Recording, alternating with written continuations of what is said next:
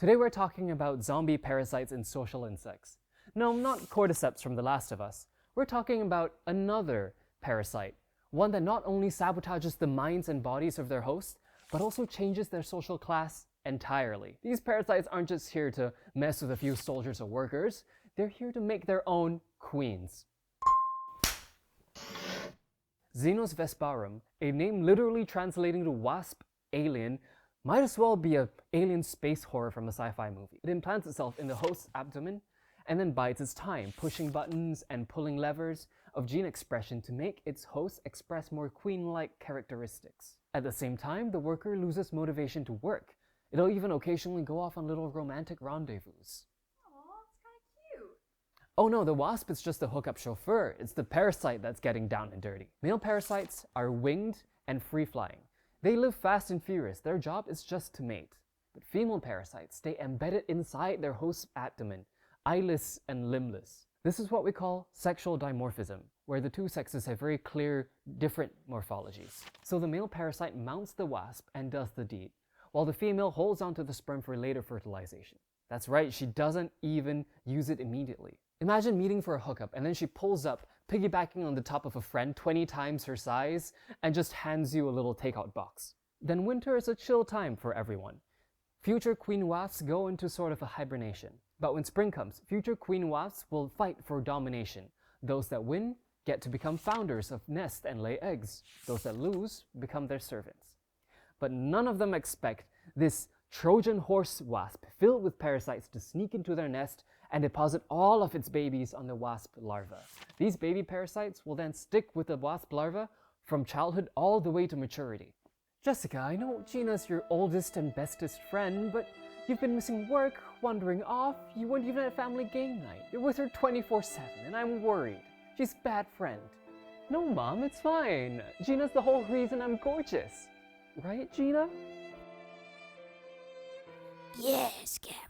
Jessica and I shall be besties for the resties. But how does an insect the size of a pencil tip manipulate the wasp's entire genome for its bidding? Social division of labor may be one of nature's greatest inventions, but in this case, it might also be the wasp's downfall. You see, to have multiple social roles, wasp larvae need to have the genetic potential to fill all of those roles. Oftentimes, their destiny is chosen for them through the kind of food they eat. The parasite's job then is to find the genes responsible for queen-like traits and activate them. This includes changing the wasp's lipid metabolism to better survive and live through the winter. It could also involve changing the wasp's behavior and physiology to better blend in with other future wasp queens.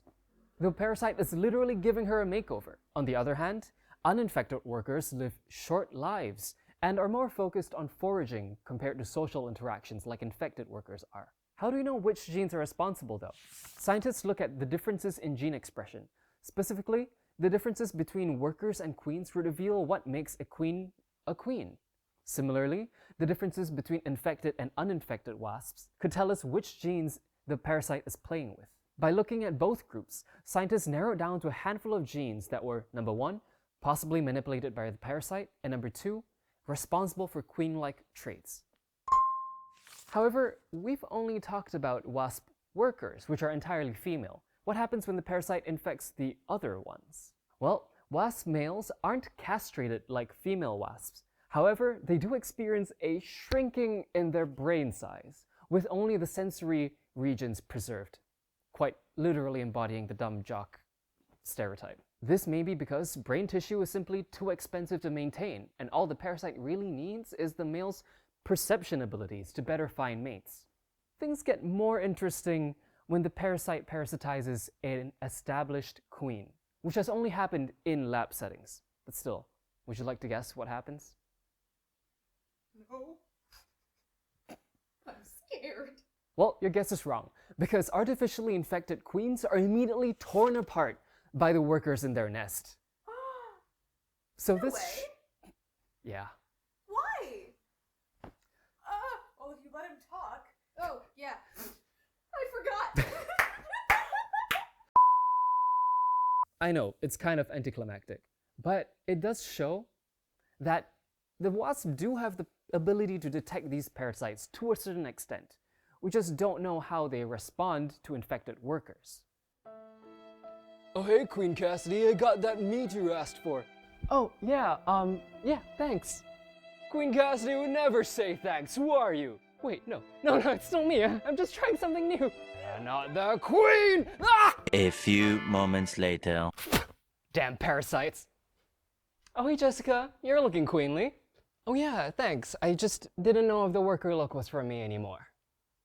As you can see, having a chunk of your workforce turn into slacking zombies is really bad for productivity and the survival of the nest. Parasites like X. visparum are a real threat to social insects like wasps and bees, which single-handedly hold up the entire agricultural industry with their free pollination services.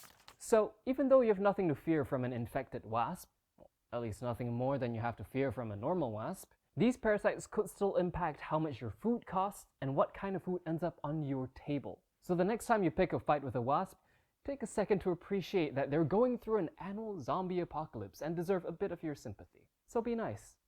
Or, nah, fuck wasps. Ooh. Imagine being a parasite wasp, but wait, fuck, you're not the parasite. You're not the wasp, you're the parasite. You go to a flower to get your pollen, then something jumps on your Wait, back. is that how